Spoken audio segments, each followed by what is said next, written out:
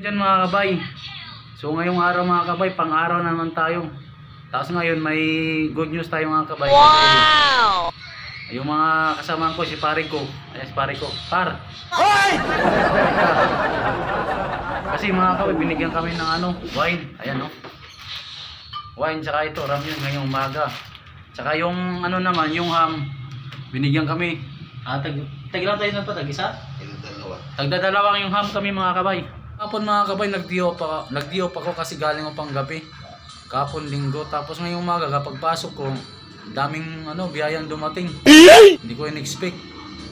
Kanina mga kabay, dalawang ham. Tsaka bawat isa kay pare ko, dalawang ham din.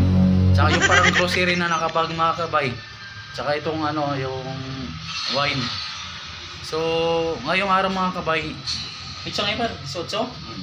18 pa lang mga kabay. Siguro yung iba, marami pa siguro magbibigay. Sana all na lang.